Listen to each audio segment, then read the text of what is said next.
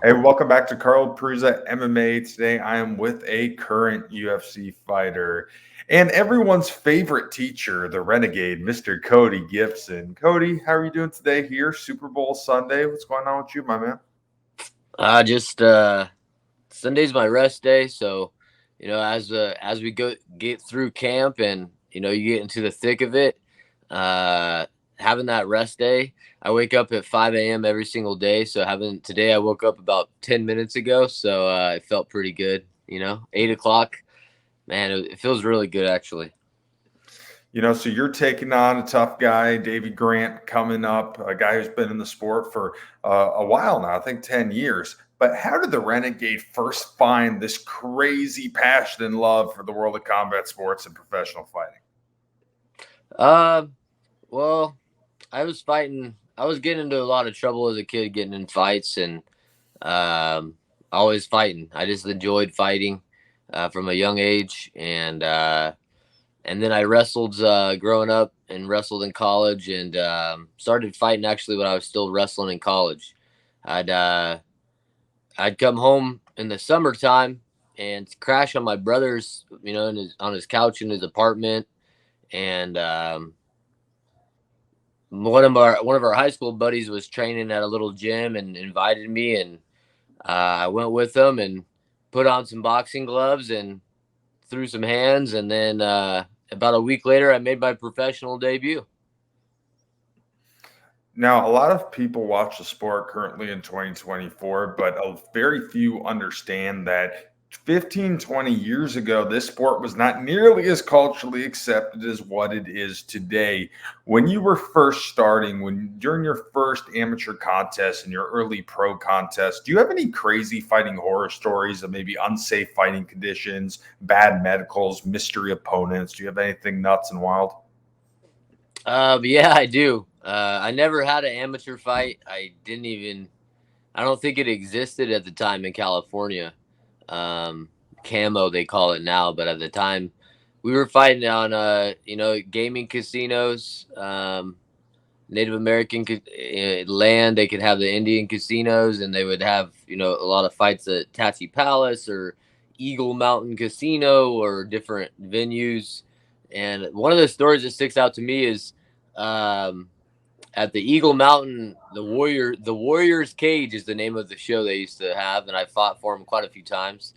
And one time, one of the first times, it might have been the first time I fought. I remember they had a big tent that we fought in, and it was one of those like thick, like carnival kind of tents, And so I'm sitting in the back of this giant tent, warming up for a fight, and the guy that's going to go out before me is in jean shorts and he's smoking a cigarette. And then they come back and they're like, I think his name was Bill, and they said, "Bill, you're up next." And he put out his cigarette, headed for the cage. So I guess that's not a horror story, but it was like I definitely had that moment in that moment where I was like questioning my life choices. Like, am I supposed to be doing this right now? What was your reaction at the time when you were telling people that you wanted to get into the fight business and become a professional fighter? Man, my parents weren't about it. I know that. My mom and dad were not happy. They didn't go to my first fight. Nobody went to my first fight except for my brother, I think. Um, yeah, everybody was a little bit like not sure about that choice, and but once they started seeing like my level of commitment, and like once I graduated from college and started training like consistently and learning and developing and all that good stuff, I think the people around me who might have been skeptical about the sport and my participation in it, they started seeing that, man, this kid's committed to something and he's got an idea, a dream in his head, and one thing. Eventually, they all started supporting at some point because we've had some of our best vacations on fight vacations. So. One thing that I think is really interesting about you, obviously, you don't see too many professional mixed martial artists who are also teachers.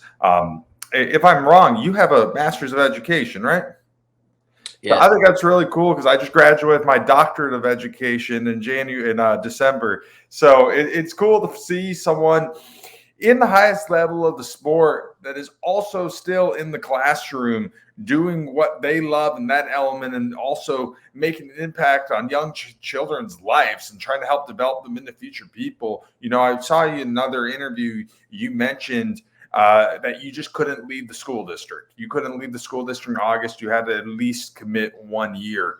Why was that so important for you? Is even though now you're back on track, you just come off the Ultimate Fighter, you have a new deal back in the UFC, fighting high level guys. I think you have a 7-fight contract. Why did you find that commitment to the kids so important? Well, I mean, I was also raised, if you say you're going to do something, you do it. And, I committed to the school year. And in my mind, you can't break that commitment no matter, if I won $1 billion lottery, I'd still be there because that's the commitment I made, so that for me, it was partly that. And I don't know if I'm going to leave the classroom, to be honest with you. I haven't decided. I'll decide that, sometime this summer. But I just, there are days I come home and I have I have hard days in the classroom, and you get frustrated. And then there are days that you come home and you realize how lucky you are to have the job that you have and to get to do the things that you get to do. And to get to impact kids the way you get to impact their lives. And um, I've worked with a lot of different demographics of kids, but I've worked with high school kids, upperclassmen, AP classes, and kids that are applying for big Ivy League schools. I've written letters of rec to MIT and kids at that level. And then I've also worked with kids in continuation school and, making poor choices sometimes and things like that. And now I'm working with middle school kids, and it's been a major transition and change, but I get to make a real impact on them at a very vulnerable time of their life where they're trying to figure out who they are. And I just, I enjoy the job. I enjoy feeling like you're making a difference, even though some days it's hard. Some days you know, you're pulling out your hair. Sometimes you work within a system that isn't perfect. And I think that could be frustrating. But at the end of the day, like when you make an impact on a kid's life and you did, and you put them in a good position, or you supported them when they needed support, um, it's worth it, And so, yeah, I enjoy the job, and I enjoy being a part of something bigger than myself, for sure. What are some of the reactions like from your students when they find out that you're in the UFC and you're a professional fighter? I mean, most of my kids, know and understand to some extent what I do, and things like that. I joke around about it sometimes. Some of the we'll do stretches like different warm up stretches. And I tell them hey, you gotta. So there's one we call the Frankenstein, and it's pretty much just like a leg lift, and you reach out, cross arm, and try to touch your toe. So it's like a stretch essentially. And I always tell the kids hey, you never know when you're gonna need a high kick, so we got to train these high kicks. And I'll things like that. I'll make jokes, but most of them, I mean, they think it's cool to ask questions sometimes. Some of the boys in particular seem to be pretty interested, although some of the girls are too. It's cool when families come to me and be like, "Hey, we all watched the show," or "Hey, we're all watching and supporting, and we're fans of the show, or you're fighting or whatever." So it's cool when families come to me with that kind of stuff. But for me, I really use it as a tool to recruit kids for wrestling. Like a lot of kids are like, I want to be a fighter, and so they want to come in and train. And I invite them into the gym. They can come into the youth program and learn jujitsu or kickboxing. But I always try to tell them hey, you need to wrestle.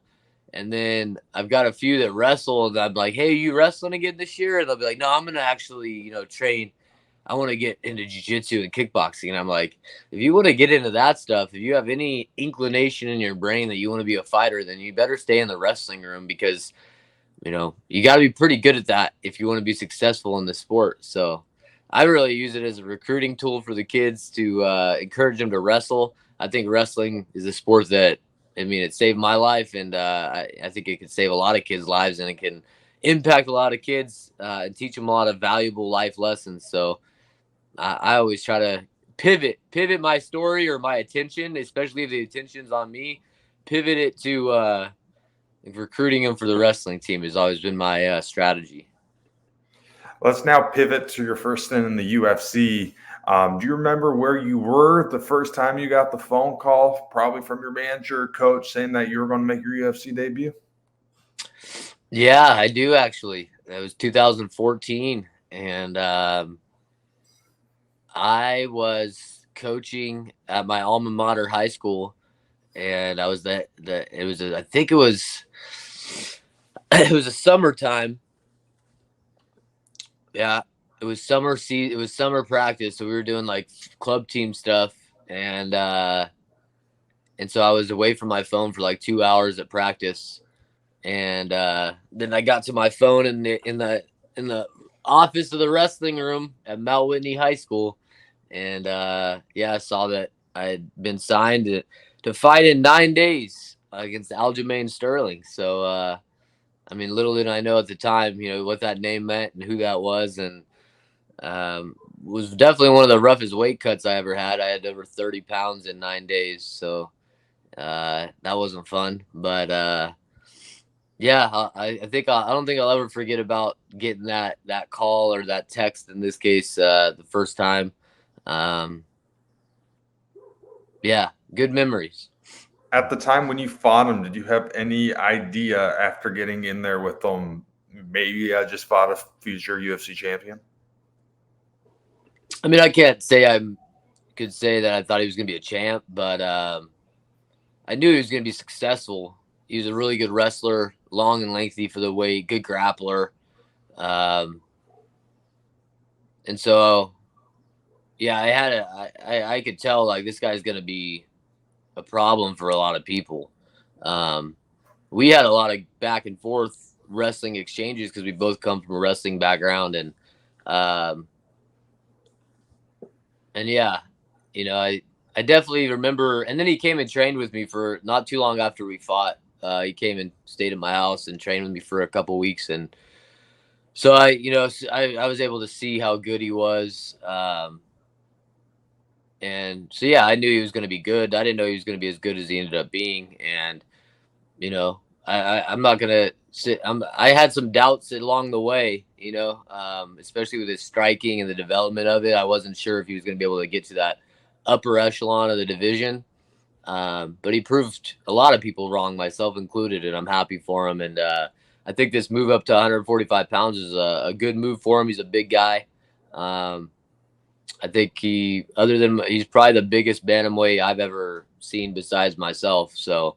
I think it's a good move for him. I like the matchup for him too. Calvin Cater's a good fighter, a respected fighter, but I think stylistically it's not a bad matchup for Aljamain. Well, I'm sure your first contest against Alja in the UFC was extremely memorable. Your second contest was also extremely memorable, taking on Johnny Bedford. Picked up a huge first round TKO. Walk me through that finish and what was going on in your head after you were able to pick up a victory of that magnitude on a big UFC pay-per-view. Wow, that was a bit of a controversial one. Johnny Bedford hit like a truck. He hit hard. Probably the hardest hitting guy I ever fought. I don't know. Francisco Rivera hit really hard too. But Bedford hit hard and he swung recklessly. And anyway, he hit me with a body shot first 15 seconds of the first round, and it got me good. And I'm backing up, and I'm hunching over a little bit, and my butt hits the cage, and he comes flying in with a flying knee, trying to put me down, trying to put me away. And I just kind of stayed hunched over with my hand like a helmet guard, like hands over my head, and I just came forward and threw a big overhand punch and caught him on the chin, and then he went reeling backwards, and he went head first, just plowed into the head first, just straight down like a plank, like a board, knocked him out, and when he hit the canvas, when his head bounced off the canvas, it woke him up. And so when I came down to follow up my shots to finish the fight, the referee was Hadley. What's his name? God dang.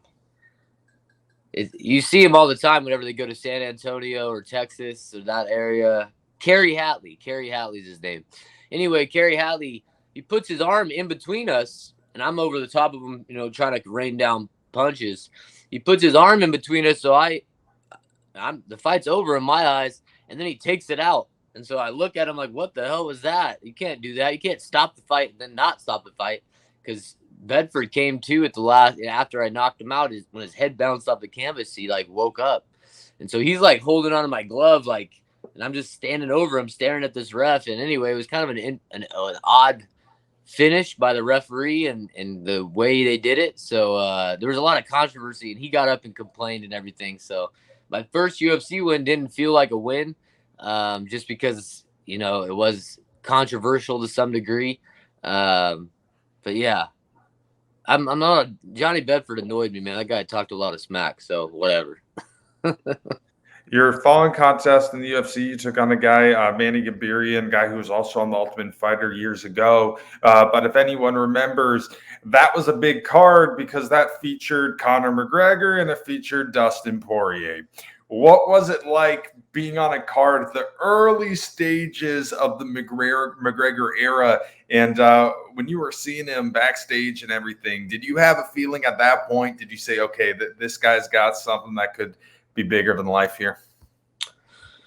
That was, that Conor McGregor was just coming up at that point. We actually had the same management, Audi Attar with Paradigm Sports Management, who I no longer work with. But at the time, that was my manager, and that was Conor's manager. So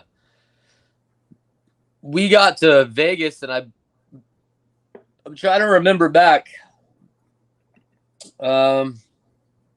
If it was at the Mandalay Bay, or I could look right here, actually. I got all my fight posters. I think, okay, it was at UFC 178, so it was at MGM, because I fought at UFC 170 as well. So when I arrived to Vegas, Vegas had been taken over by Irish people. Like, the entire MGM was just full of Irish people, and they would just walk up and down the halls and the everywhere, the food courts, the casino, the bars, and they're just chanting. And this is 5 days before the fight even took place, and it's Conor McGregor, who's not a superstar, not the main event. And so we were all like, what the heck, man? This guy he brought an entire country with him. Like, it was pretty remarkable to see. And I could tell that this guy was something special. I remember back in those days, there was a lot of discussion around, well, he can talk the talk, but let's see if he could fight the way he talks. Like, can he back it up with his fist? And obviously he did. But yeah, I was in the back for altercations between McGregor and Dustin, and that was the fight that Dustin really let McGregor get under his skin. It was the first time they fought.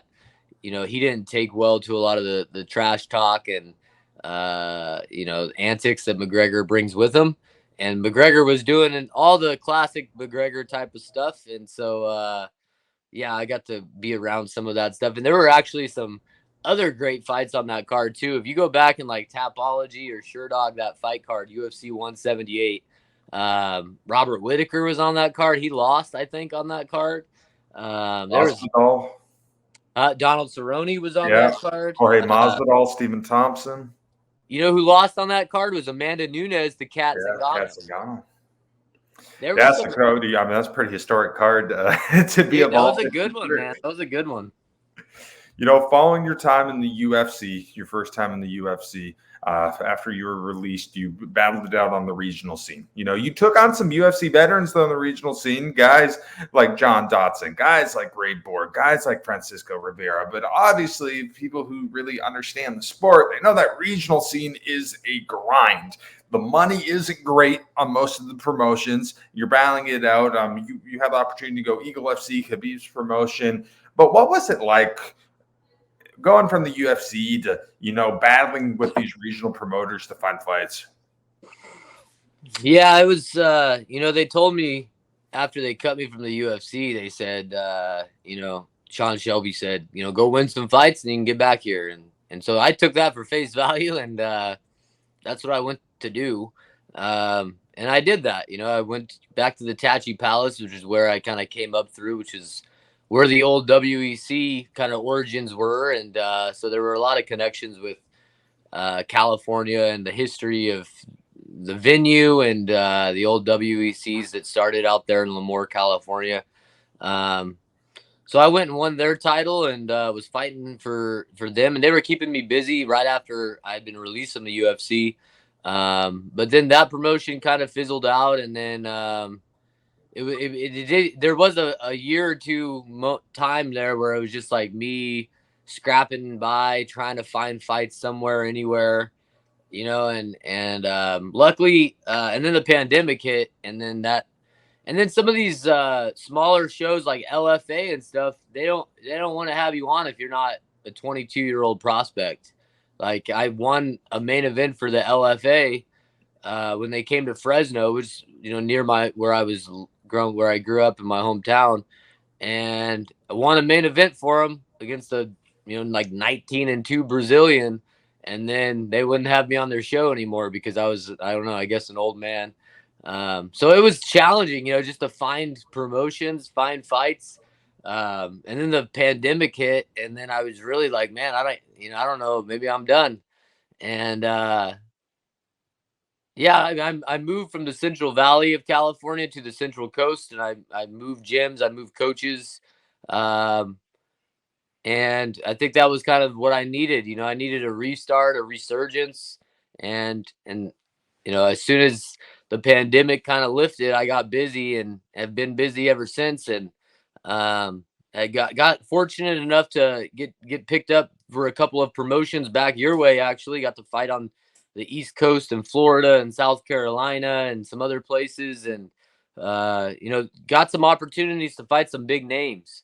And so I was able to kind of, have a little resurgence in my career. And then obviously the Ultimate Fighter opportunity popped up. But the regional scene's tough. You definitely, my wife would sometimes ask, like, she understood the amount of training it took for me to prepare myself for a fight. And she would say, is it worth it? I mean, you're making, a few $1,000, and look at the amount of hours and time you have to put into this in addition to your full-time job. And I always had this thought in my head, like, maybe, it's not worth it. It doesn't make any sense for if you look at it in terms of this fight and the financial rewards of it. But if this fight leads to something bigger, then it maybe it will be worth it someday.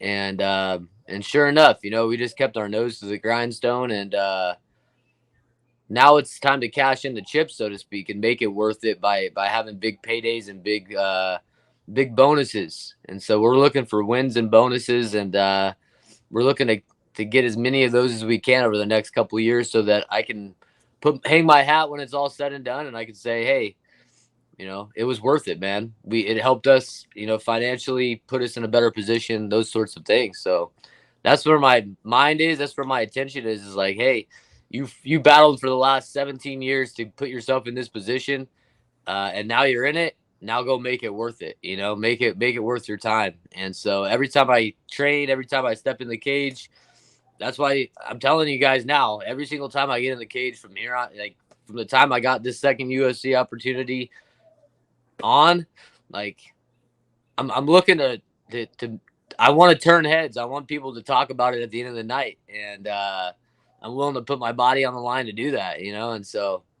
I'm telling you now, I'm gonna get another bonus.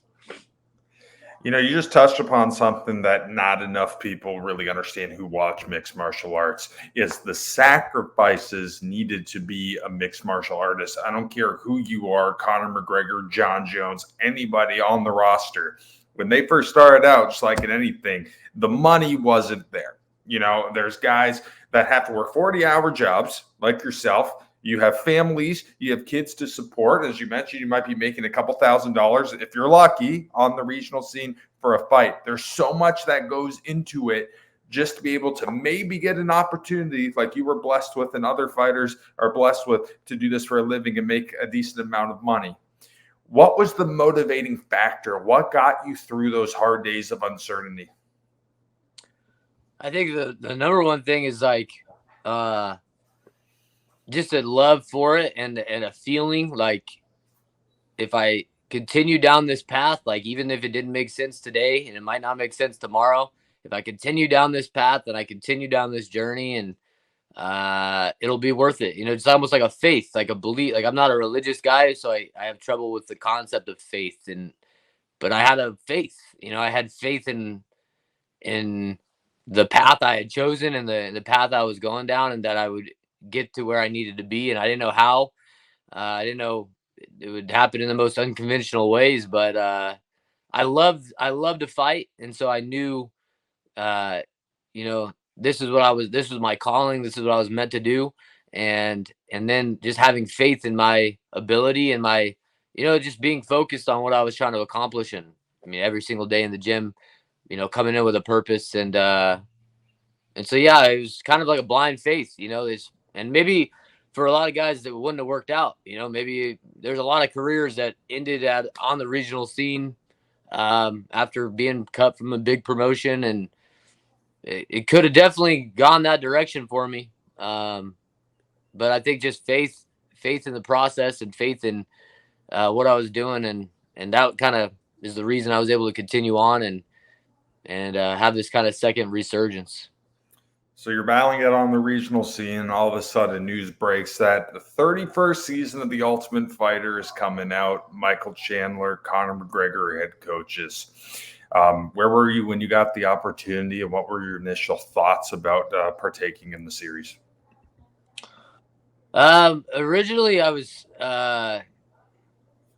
they had asked my manager, Brian Butler, had asked me, or I had heard about it and reached out to him and said, "Hey, is this for real? Is this happening? Should we try to get on the show?" And he said, "Yeah, it's happening. Here's the application stuff. Let's fill it out." And so I filled it out, and he just said, "Okay, we got an interview next week with some of the producers." And it wasn't like I'd been to the Ultimate Fighter tryouts for season 18, who Davey Grant, the guy I'm fighting next, took second. He made it to this finale. I didn't even make it on the show that year. I almost made it on the show, but I was an alternate that got cut. And so here we are so many years later. It's kind of full circle. But yeah, at first the producers interviewed me and then they said no. And I was pissed. I was like, who the hell are they going to get on this show that I've been fighting it out on the regional scene and winning all these fights and, battling these super tough guys, and how are they, I was pretty mad. I was pretty pissed. Because I knew it wasn't based on like skills or merits. It was based on whatever personality traits I lacked. And anyway, they came back a little bit later and were like, never mind, we're going to have you on the show.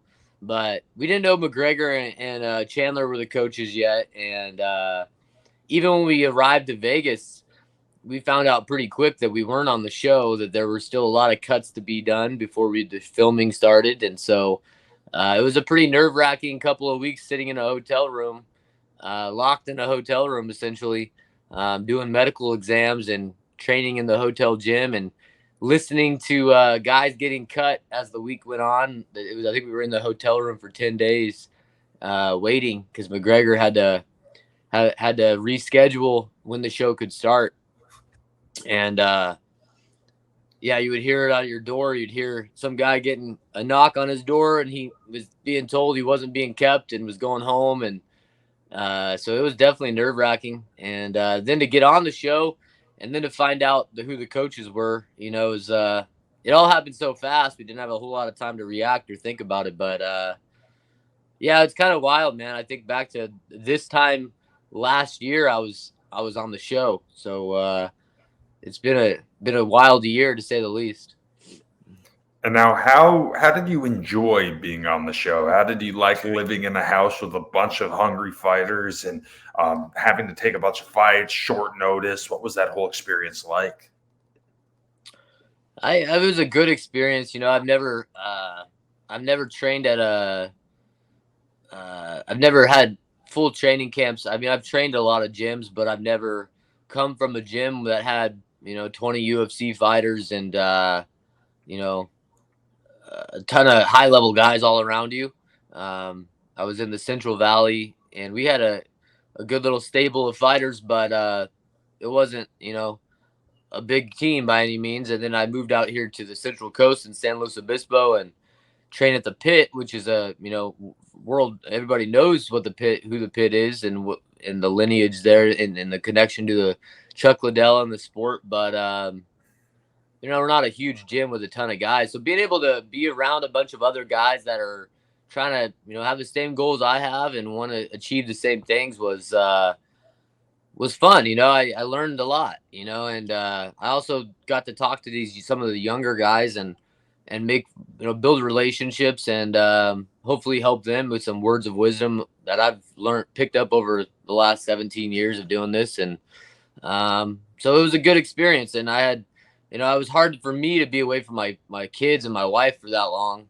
That was the part that I really had a hard time with. And, but overall, I mean, I laugh about it now because it's like, man, I was really grateful to have the experience to get to build relationships with guys from literally all over the world. I could go to Thailand and train with Timmer whenever I want, and I'm welcome into his family's home. I can go to Florida and train with the guys at Killcliff, and I'm welcome there. I can go to Phoenix and train with my buddy Hunter. I can go, I could name off all these places I can go, and I would be welcome with open arms for training. And yeah, I can't wait. Long after I'm done fighting, I'll still be traveling around trying to hit up all these places to train with these guys because that's what I love to do. During the show, you managed to score one of probably the most nasty, vicious, most played knockouts in the history of the Ultimate Fighter. Left Conor McGregor speechless, that flying knee. Following that win, what were the reactions like in the house when you were able to pull that off? Yeah, I think we were the second fight. So going in early on in that show, the young guys were very mouthy, very arrogant, very confident, and us old guys were kind of just in the back of the room listening, just listening to them and letting them talk and letting them be the center of attention in the house. And so the first week, Roe knocked out Nate in like 6 seconds, and so that kind of halted some of their talk. And then the next fight, I got that knockout of Ramondo, so we definitely saw a dynamic shift in the house. The dynamics in the house shifted where these guys weren't so loud and weren't so talkative after they lost a few in a row pretty convincingly. So that was what I remember from that, was just the dynamics in the house kind of shifting. I've had the opportunity to interview and interact with a couple of you guys from that cast and some of the veterans, Kurt Hollabaugh, Jason Knight. Both guys have been able to cover their fights and interview them. And one thing that I think all three of you have in common is you guys like to go out there and leave it on the line, man. You guys like to bang. You guys like to scrap. What was it like being teammates and training with other guys who had very like-minded attitudes and who have been out there, who are journeymen, you could say, and have battled the region scene just like yourself? It was cool. We would have, it was fun to be with guys like Jason and Kurt because they like to fight, So luckily we had some good coaches around us, and, because we would have been fighting in the gym, I think. And I ended up tearing my MCL, so I was like on the sideline most of the season, which really pissed me off because I wanted to train with those guys more. But I was always stuck to an Aerodyne bike and a little bag work and couldn't do much most of the show. So, but the little bit, Jason I worked with Jason and got to train with him quite a bit, and Hunter and Timmer. And yeah, it would have been fun to mix it up with them and practice a little bit more, but it was just rough because we were just trying to make it to the next fight. Everybody had injuries. And yeah, just the circumstances of the whole TV show and the timing of it all, it made it challenging. But it would have been a lot of fun, I think, just to scrap it out with those guys in the gym, because they were definitely the type of guys who were game for a good time like that. You were able to make it all the way to the finale, took on Brad Katona. It didn't go your way, but you were awarded a contract. Dana White, I think he called you, if I'm not mistaken, awarded you a deal following the fight. Overall, what was that feeling like? Maybe not winning, but knowing that you secured another go around in the UFC. Yeah, it was a weird experience because usually I'm pretty down on myself if I lose a fight, and have a lot of kind of go through phases. But it was weird. I was sitting in the hospital in Boston. First, the news came in that we got fight of the night, which was cool. But and then the news came in that they were going to sign me. And at the end of the day, my thought was well, this sucks because I hate losing, especially close fights where I could have done one or two things a little differently and it could have maybe resulted differently. But obviously you're excited because you're like, what was the goal of this whole experience? Was to get back in the UFC, and you've done that, whether you won this fight or not. And so, yeah, I'm looking to capitalize. I think I'm underrated. I think, guys don't know me or don't know what I bring to the table. And yeah, I'm excited to continue to show the UFC fans who don't know who I am that, because I was in the UFC long before all this social media stuff took off, and, it just wasn't the same back then. And so I'm excited to introduce myself and continue to introduce myself to the fans, and, hopefully start getting some attention that, hey, maybe this guy, I'm trying to get a number next to my name before it's all said and done and see how high I can climb up those ranks before I get too old to do it. So, I think a guy like Davey Grant is going to make a big splash in the division. He's right. He's a perennial, right there on the cusp of being ranked. He's beaten a lot of ranked guys. He's beating the guy fighting for the title next. So this is the one. This is a big fight for me, and I think I respect Davey Grant a lot, but I think this is my fight to win. Where do you think the strengths of your game will allow you to have success over a guy like Grant? I think speed. I think I'm a faster guy. He hits hard. I do too. We're both big guys for the weight class. I'm a little bit bigger, but not much. I think I got advantages, though. I think I got advantages in every area of the game. And I think we're going to find out. I think he's a really tough guy. I like him a lot. I like his grittiness, his toughness. He's not a guy. I'm not thinking he's going to be a guy that I'm going to put away easy, or he's going to quit on me. He's not the kind of guy. One, he's never been knocked out. Neither of us have. So we both believe in our chins. And two, he doesn't quit. He's grindy. He's a grinder, man. He will grind and he will do anything he can to win that fight. So I know that I get excited about these kind of fun matchups. So for me, it's I'm just excited. I know why the UFC put us together, and I'm just looking to go out and deliver. When you were given his name, was the answer 100% yes right away? Yeah. So there was actually a fan, a Twitter fan, who after my finale fight recommended that be my next matchup. He said, hey, I think you and Davey Grant would make a hell of a fight. And I responded to him way back in last August, and I said, you know what, that's a great fight. I would love to have that fight. And that was kind of the end of it. And then here we are months later, we get the fight, and that same fan came back and was like, I told you. And I was like, dude, you're the one who put it into the universe. So Yeah, I always said yes right away. I was excited about it. I get excited about fun matchups. Every matchup is a different challenge and a different obstacle.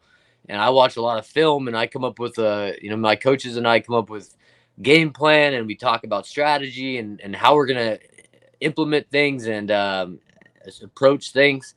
And so for me, it's always a challenge. And Davey's a guy who's so unorthodox in the striking, and he presents a lot of challenges that you have to figure out and try to figure out ways to beat. And so yeah, these are the things. These are the reasons I do it. These are the things I love to do. You touched upon it a few moments ago, but obviously the whole sport of mixed martial arts has grown. I mean, it's much different than it was in 2006 than it is in 2024. I mean, heck, even when you were on that same fight card, UFC 178, yeah, people were talking about it on social media, but it's not nearly as frequent as today. When you first started getting involved into this wild world of combat sports, did you ever think that it would be close to as big as what it is right now? I don't know if I ever thought it was going to go mainstream like it is now. I don't know, and I don't know if I ever cared either. Like I think if it would have stayed like niche and like people thought I was crazy for getting into a cage and fighting people, and you definitely have gotten those stares and like glares and things like that. I think I would have been okay with that too. I'm the renegade, so I didn't get into this to get along with other people or to fit in. And I mean, it's cool that it's gone mainstream. It's also presented itself with new challenges, like fans that don't understand the sport sometimes, or it's just some of the stuff you see today with like the influencers and how they're getting involved in martial art or fighting. Uh, yeah, I don't know.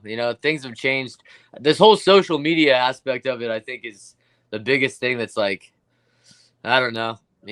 There's definitely too many guys out there who talk too much and don't put in the work and the time and the training.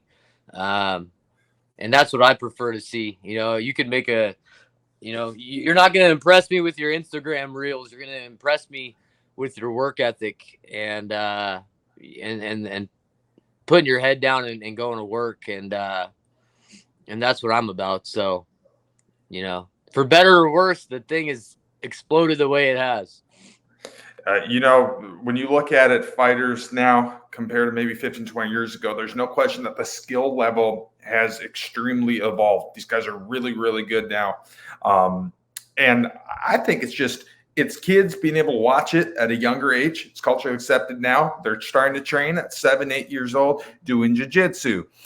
Do you think that is one of the most important factors for the growth and rise of this sport to even get bigger?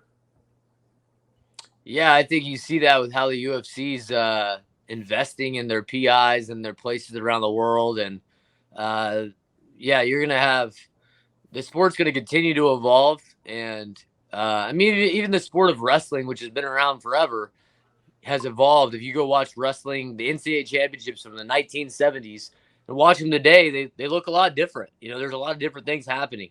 Better athletes, better techniques, newer techniques, new things develop. And so while some of the fundamentals will always stay the same, I think the sport is so dynamic and can be approached in so many different ways. You're going to see the sport continue to evolve, and take on new shapes and forms. And yeah, it'll be, I think 15, 20 years from now, we're going to look at the sport and it's going to be bigger and it's going to be better. And as far as the athletes are concerned, and yeah, I think there's positives and negatives to a kid training mixed martial arts at a young age. I mean, obviously you don't want them taking a lot of head trauma. And sometimes I'll see those kids in those pancration fights or those smokers, and they're just beating the hell out of each other's brains. And I don't like seeing that because you only got one brain. But, and another thing I sometimes think about is like, oh, maybe if you're not focused on one thing, like I'm not trying to be, a kid's trying to be a Division I All-American wrestler.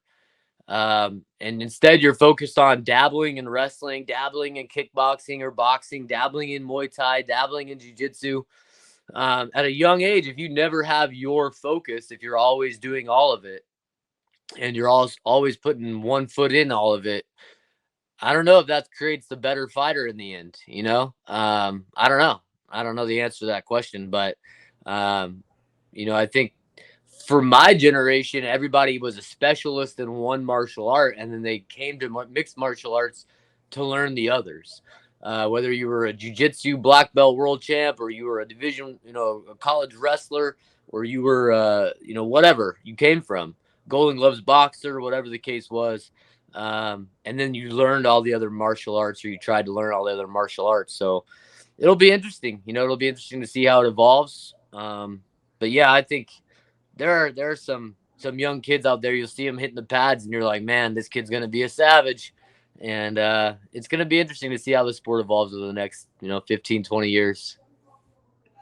All right, Cody, last question for you. In a perfect world, what goes down March 23rd against Davey Grant? I don't know. I mean, it's going to happen the way it's supposed to happen. I'm not too concerned with the outcome. I know I'm motivated and to win, and I'm disciplined to train to win. And so I'm training hard and putting in my best effort. And at the end of the day, like I've learned over the years doing this sport, like focus on what you can control and be proud of yourself for the work you put in, and good things tend to happen. So that's where my focus is. I'm not so outcome driven. I don't really have, my mindset isn't really outcome driven. It's more, I want to be able to get to that weigh-in day and get on that scale and look at all you in the audience and the people, and be proud of myself and the man that's standing in front of you, that I put in the work and I persevered when things got tough, and I when the cameras weren't there, did I do those extra things to prepare myself and harden myself for the battle that's going to happen. And that's where my focus lies. So yeah, as long as I continue to focus on those little tasks every single day, and those little victories and accomplishments, like the results will be what they will be. And I don't have to, I'm going to hang my hat and be proud of myself either way. So I plan on winning. I plan on getting another bonus for sure, and winning for sure. I think Davey Grant's the perfect opponent for me. I know he's going to bring the best out of me. I think I'll bring the best out of him, and I think we're going to have a fun time in there while it lasts. So that's what I can promise. That's what I envision. And yeah, I'm just excited to get in there. I'm undefeated in the Apex, so I don't like fighting in the no crowd stuff. But I have one crazy friend who makes a lot of money and doesn't have a wife or kids, who bought a ticket. So he's gonna be there. He was gonna buy a ticket to the Super Bowl because he's a Niners fan, and the guy's got money and doesn't have a family, so he spends it on stupid toys all the time. And he lives on the East Coast. So I don't see him. We were one of my best friends from college, and so he was, anyway, after the Niners won in the divisional championship game or whatever. He was on the internet looking at tickets to the Super Bowl to watch his Niners in Vegas. And then he told himself, he's like, you know what? I love the 49ers, but the 49ers don't love me.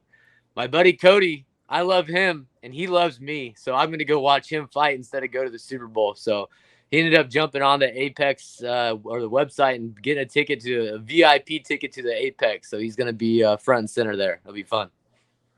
Well, Cody, I wish you nothing but the best, man. Sorry for keeping you so long on this, but enjoy your Super Bowl Sunday, and thanks again for hopping on here on the show. Hey, thanks for having me. I appreciate it. Take care of yourself. Good luck